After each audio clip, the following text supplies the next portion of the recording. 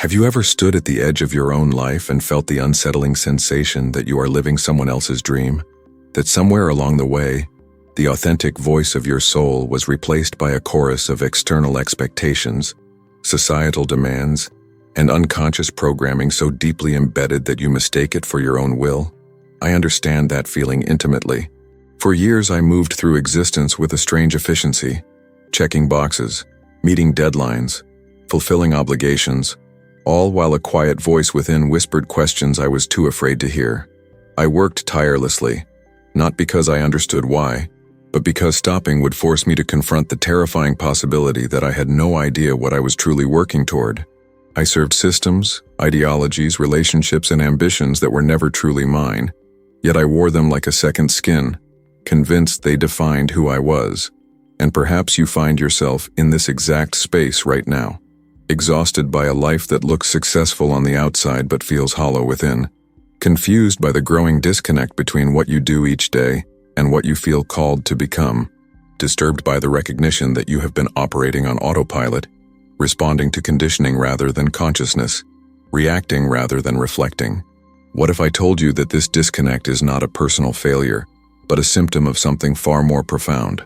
That the ancient wisdom keepers, philosophers like Manly Palmer Hall, understood a truth about human existence that our modern world has systematically obscured? A truth so powerful that recognizing it has the capacity to shatter the illusion of who you think you are and reveal the authentic being you were always meant to become. This is not another self-help formula. This is not a technique to add to your spiritual practice. This is an invitation to see through the veil of unconscious service and reclaim the sovereign power of conscious reflection. In the next moments, we will explore why most of humanity serves forces they do not understand, how this unconscious servitude manifests in every area of life, and most importantly, the single internal shift that can liberate you from patterns that have controlled you since before you learned to speak. Prepare yourself, because once you truly see what has been operating beneath your awareness, you cannot unsee it. And that recognition changes everything. The ancient mystery schools understood something about human consciousness that modern psychology is only beginning to rediscover. They recognized that the vast majority of human beings live their entire lives in a state of profound sleep, moving through the world with eyes open but awareness dormant, responding to stimuli like sophisticated biological machines, rather than conscious spiritual beings. Manly Palmer Hall dedicated his life to translating the esoteric wisdom of these traditions into language accessible to seekers willing to question the fundamental assumptions of their existence. And at the heart of this wisdom lies a startling revelation about the nature of service and the power of reflection. When we speak of serving without knowing, we are not merely talking about working a job you dislike or following rules you do not understand. We are speaking of something far more insidious and pervasive. We are speaking of the invisible architecture of conditioning that determines your thoughts before you think them, shapes your desires before you feel them, and directs your actions before you consciously choose them. From the moment you enter this world, you are initiated into systems of belief, value, and behavior that were established long before your arrival. Your family imprints you with their unexamined assumptions about success, love, worthiness, and possibility. Your culture surrounds you with narratives about who you should become, what you should pursue, and how you should measure the value of your existence. Your education system trains you not to think critically, but to memorize and repeat, rewarding compliance and punishing deviation from established norms.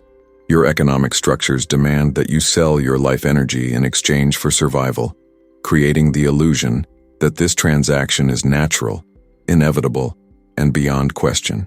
Layer by layer, these systems build a framework of consciousness that feels like you, but is actually a composite of inherited programming. And here is where the tragedy deepens, because this conditioning does not merely influence your external behaviors. It colonizes the very interior landscape of your being. It becomes the voice you hear when you think you are thinking your own thoughts. It generates the emotions you feel when you believe you are responding authentically to life. It creates the desires that seem to arise spontaneously from within, but are actually echoes of wants implanted by forces that benefit from your unconscious participation. You serve these systems not because you consciously choose to, but because you have never stopped long enough to question whether the impulses driving your life are truly yours. This is what it means to serve without knowing. This is the condition that the awakened ones throughout history have sought to illuminate and transcend. The Hermetic principle teaches us that as above, so below, as within, so without. This ancient axiom reveals a profound truth about the nature of reality and our participation in it. The external structures that shape society are reflections of internal structures that shape consciousness. The hierarchies, competitions, and power dynamics you observe in the world around you exist first as patterns within the human psyche, and when you serve these external systems unconsciously, you are simultaneously serving the internal mechanisms that keep you imprisoned in limited self-perception. Consider how this manifests in the realm of work and career. The dominant paradigm tells you that your value as a human being is directly connected to your productivity, your achievement, your capacity to generate economic output.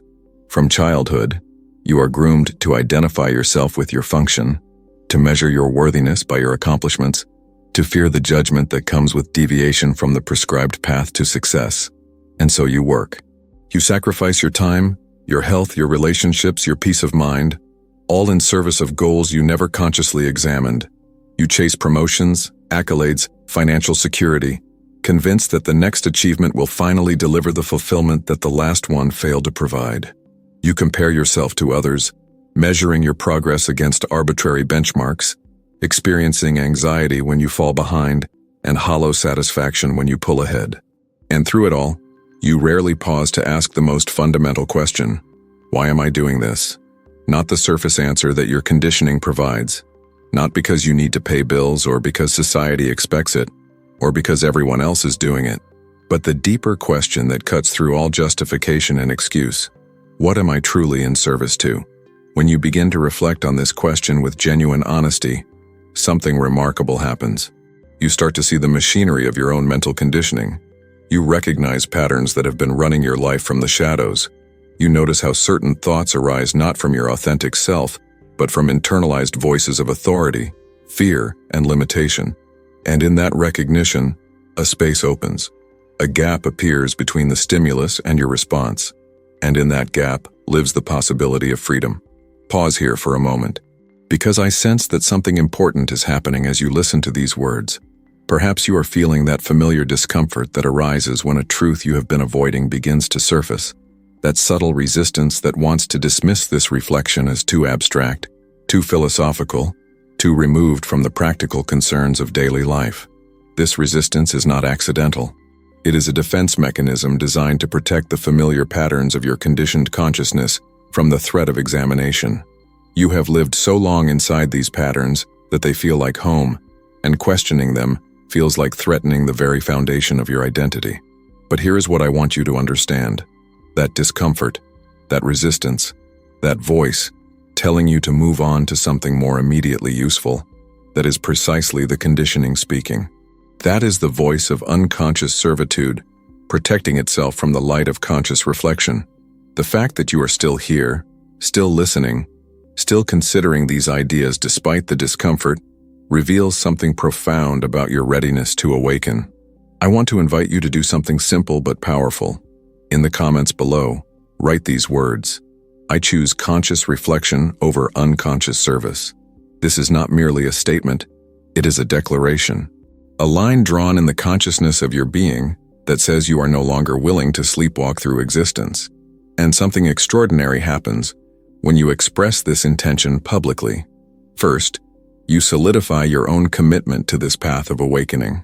Second, you create a resonance field that supports others on the same journey.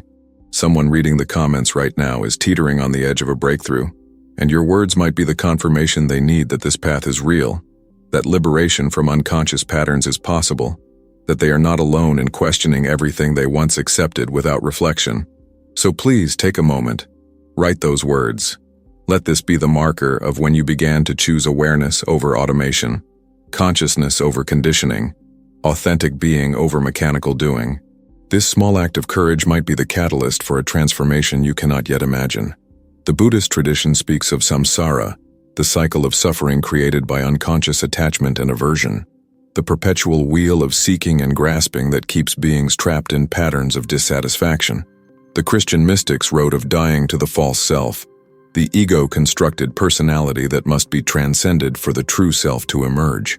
The Taoist sages taught Wu Wei, effortless action that flows from alignment with the natural order rather than from egoic striving and control.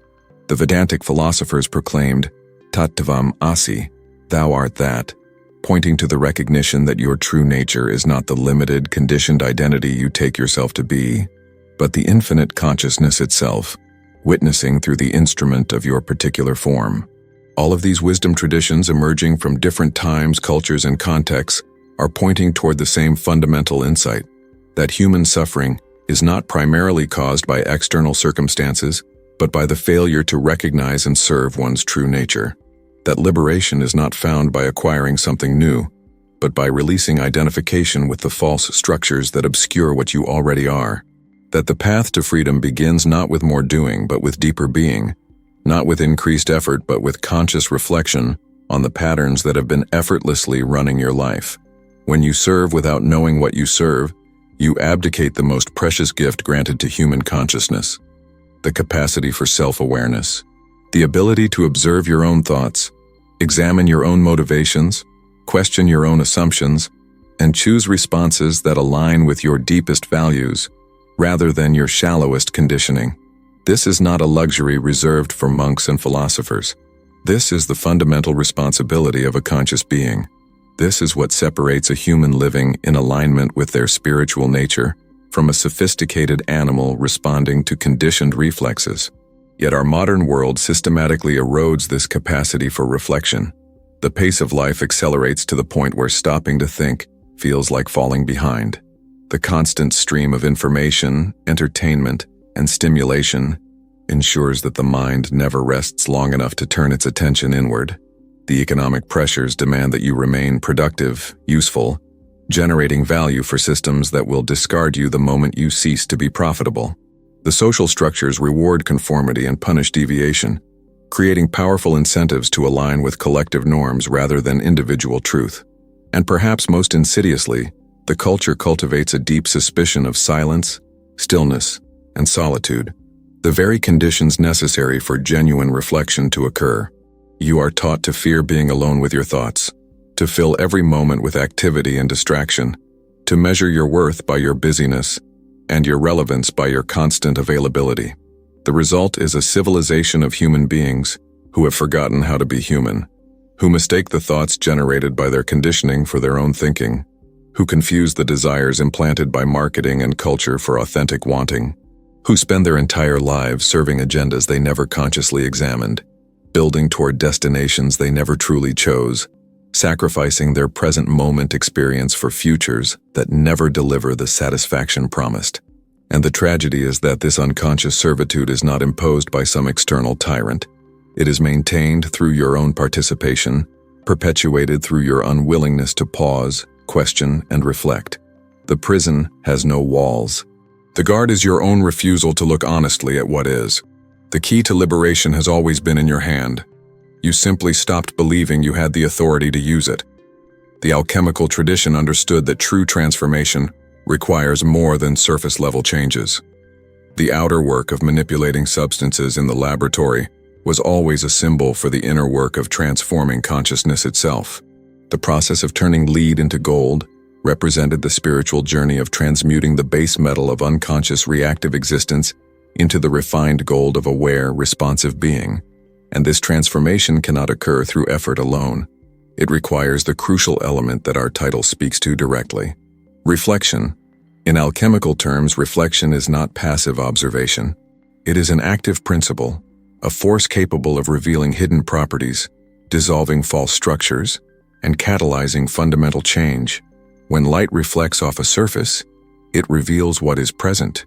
When consciousness reflects upon itself, it illuminates the patterns, beliefs, and motivations that have been operating in darkness. And in that illumination, their power over you begins to dissolve. This is why every authentic spiritual tradition emphasizes practices of self-observation, meditation, contemplation, and examination of conscience, not as moral exercises designed to make you good according to some external standard, but as technologies for developing the capacity to see yourself clearly, to recognize when you are operating from conditioning rather than consciousness, to distinguish between the voice of your authentic being and the noise of your programming. When you reflect, you create a separation between the observer and the observed. You recognize that you are not your thoughts, but the awareness in which thoughts arise. You are not your emotions, but the space in which emotions move. You are not your conditioning, but the consciousness that can observe, question, and ultimately transcend conditioning. This recognition changes the fundamental relationship you have with your own experience. You are no longer helplessly swept along by every impulse, reaction, and compulsion. You gain the capacity to pause, to examine, to choose, and in that capacity lives the seed of genuine freedom. The Kabbalistic tree of life maps the descent of consciousness from infinite unity into manifested multiplicity. At the highest point sits Kether, the crown, representing pure, undifferentiated awareness. As consciousness descends through the spheres, it takes on increasing definition, limitation, and form, until it reaches Malkuth, the kingdom, the physical world of matter and manifestation. This is not merely ancient symbolism, it is a map of your own consciousness. The pure awareness that you truly are has descended into the density of physical form, taken on the limitations of a particular body, mind, and personality, and in the process, forgotten its true nature. You identify with Malkuth, with the physical and psychological structures of your manifested self, and forget that you are simultaneously Kether, the infinite awareness that chose to experience itself through this particular form. The journey of awakening is the return path, the ascent back up the tree toward the recognition of your true nature. But this ascent does not occur through rejecting the physical world or transcending the limitations of form. It occurs through bringing conscious awareness into every level of your being, through reflecting the light of consciousness into the previously unconscious corners of your existence, through serving your true nature rather than the false identities constructed by conditioning. And this is where the teaching becomes intensely practical. You do not need to abandon your life, renounce the world, or retreat to a monastery to begin this process.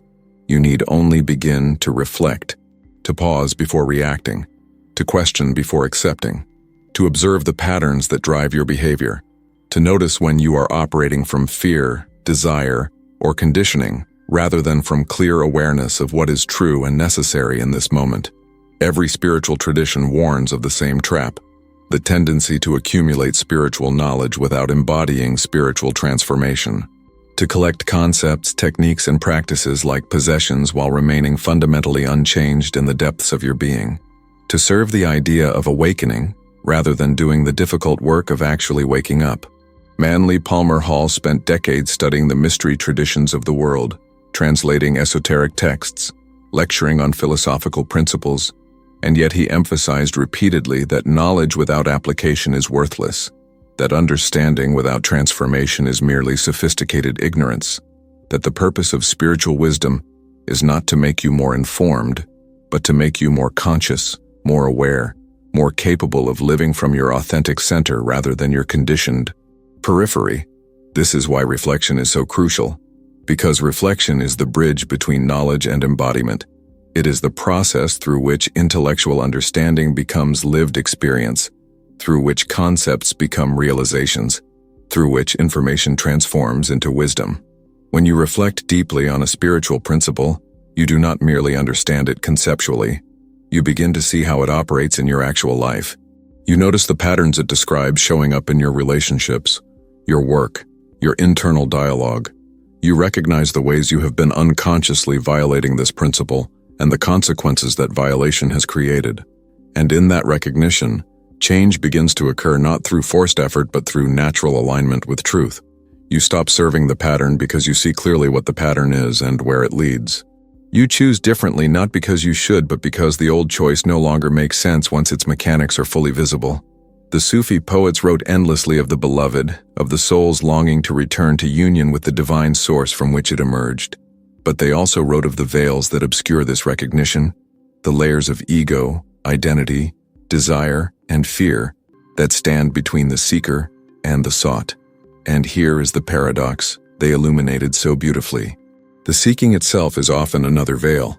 The spiritual ambition, the desire to become enlightened, awakened, or transformed, can be just another form of unconscious service. Another set of goals imposed by conditioning. Another way of measuring yourself against external standards. Another mechanism for the ego to maintain control by promising that if you just do enough practices, accumulate enough knowledge, or achieve enough spiritual milestones, then you will finally be acceptable, worthy, complete. This is the most subtle trap on the spiritual path. The tendency to make awakening into another project, another achievement, another destination toward which you must strive with great effort and sacrifice, and all the while, the true nature you are seeking is already here, already present, already the awareness through which you are experiencing this very moment. You do not need to become it. You need to stop pretending to be something else. You do not need to achieve it. You need to recognize what you already are beneath the layers of conditioning and false identity, and this recognition does not come through more doing. It comes through reflection, through the courage to stop, look honestly at what is present, and see through the illusions that have been masking reality. Think about the nature of service itself for a moment. To serve means to act in support of something beyond yourself, to dedicate your energy, attention, and resources toward a purpose or entity you deem worthy of that dedication. And service itself is not the problem.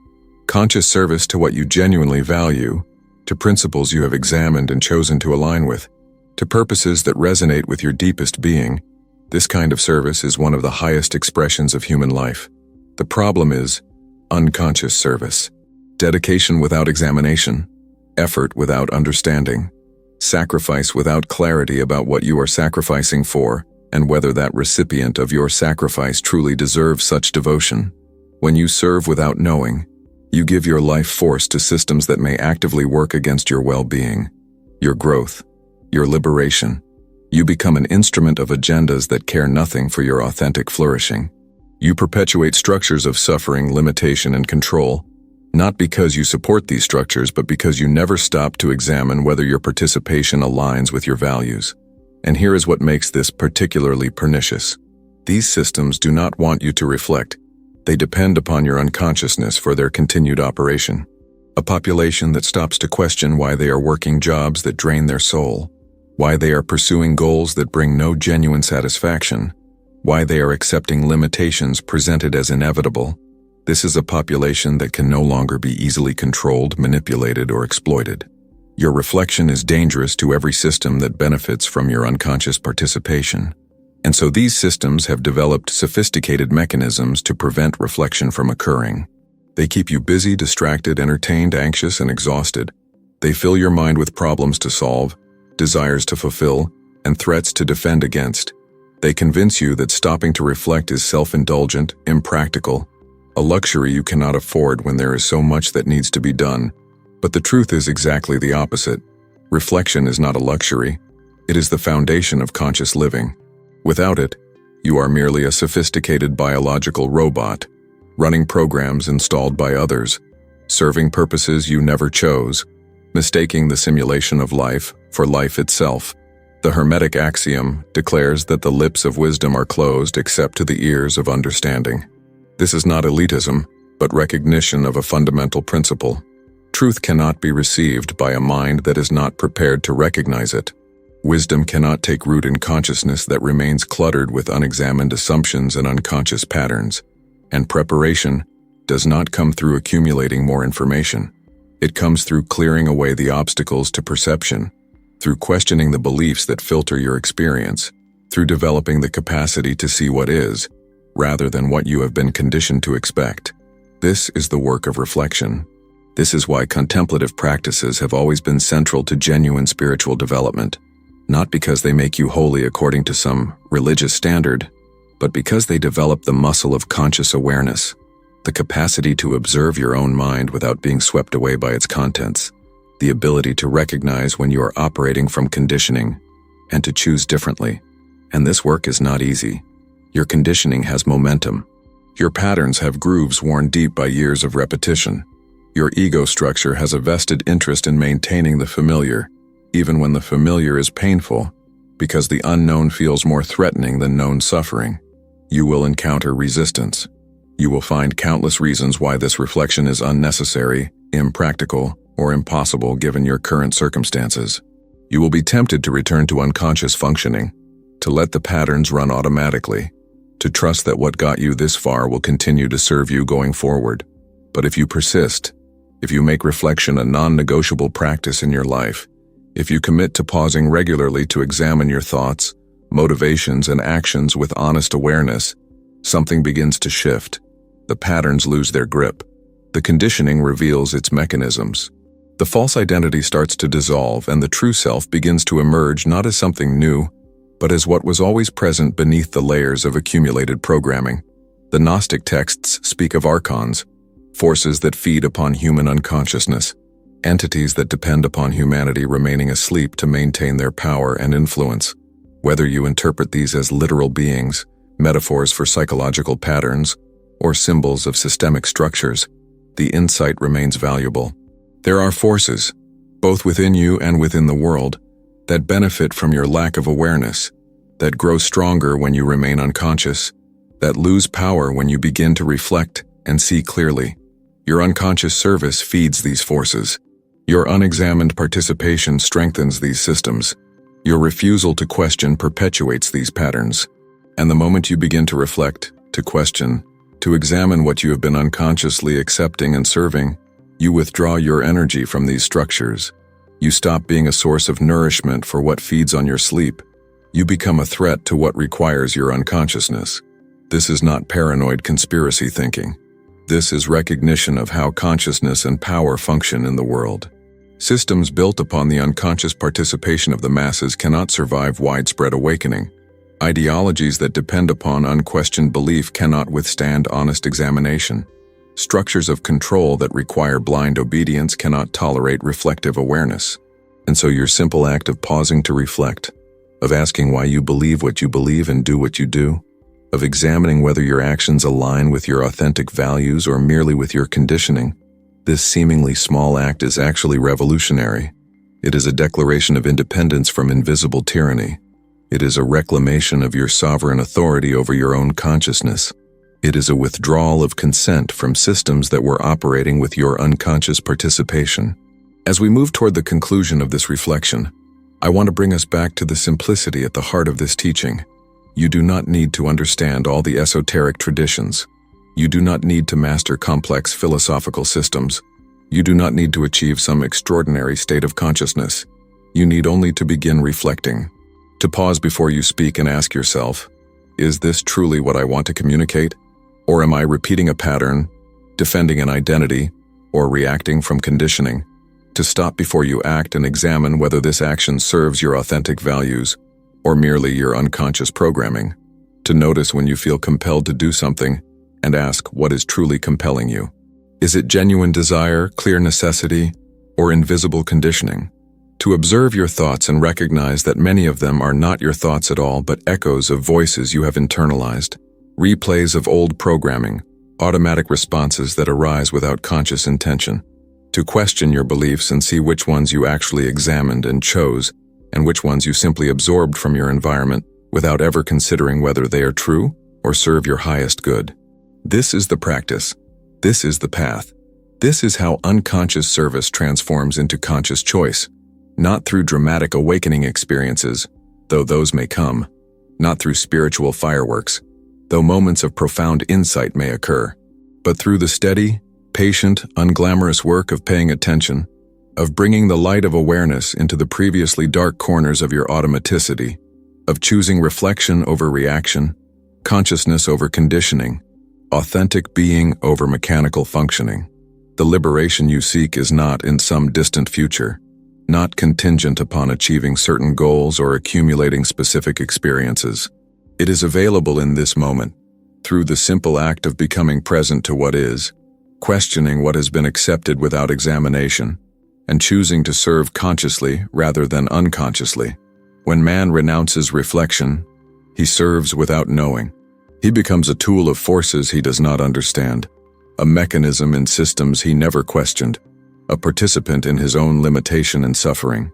But when man embraces reflection, when he reclaims the birthright of conscious awareness, when he dares to pause and examine the patterns that have been running his life, everything changes. Not all at once, Not dramatically, but deeply, fundamentally, irreversibly. You begin to serve what you actually value rather than what you were programmed to pursue. You align your actions with your authentic nature rather than your conditioned identity. You reclaim your life from the invisible forces that were living it through you. And this is the great work. This is the hero's journey. This is the path of awakening. Not escape from the world, but full, conscious participation in it. Not rejection of service, but transformation of unconscious servitude into conscious dedication. Not abandonment of your humanity, but full embodiment of what it means to be a conscious human being, rather than a sophisticated animal responding to conditioned reflexes. The question is not whether you are capable of this transformation. You are reading these words, which means the seed of awakening is already present within you. The question is whether you will choose it, whether you will commit to the practice of reflection, whether you will dare to see clearly even when clarity disturbs the comfortable illusions that have defined your existence. The door is open. The path is clear. All that remains is your decision to walk it. If something within you has stirred while absorbing these words, if you have felt that subtle recognition that comes when truth touches something deep within your being, do not let this moment dissolve into the stream of forgetting that claims so many insights before they can take root. This is not mere coincidence. The fact that you are here now considering these ideas represents a readiness in your consciousness, a ripeness that can either blossom into transformation or wither back into unconsciousness depending on what you do next. This channel exists for those who are weary of serving without knowing, for those who are ready to reclaim their conscious authority, for those who sense that there is a deeper way of living available beneath the surface of conditioned existence. By subscribing, you are not simply following another source of content. You are declaring to yourself and the universe your intention to live reflectively rather than reactively, consciously rather than mechanically, authentically rather than automatically. Each piece of content shared here is designed to support this ongoing work of awakening, to provide perspectives that challenge your conditioning, to ask questions that crack open the shell of unconscious certainty, to reflect back to you the truth that your soul already knows but your mind has been trained to forget. Activate the notification bell as well. Not because we need the metrics, but because the timing of when these messages reach you is rarely accidental. Often, the exact reflection you need appears precisely when you are most ready to receive it, when your consciousness has reached a point where that particular insight can catalyze the next stage of your development. Share this with someone you know is engaged in their own process of awakening, someone who might be struggling with the weight of unconscious service, someone who would benefit from the reminder that reflection is not self-indulgent but essential, that questioning is not weakness but strength, that the path to freedom begins with seeing clearly what has been operating in shadow. And remember, you are not alone in this journey. There is a global community of beings who are waking up, who are refusing to serve without knowing, who are reclaiming their birthright of conscious awareness.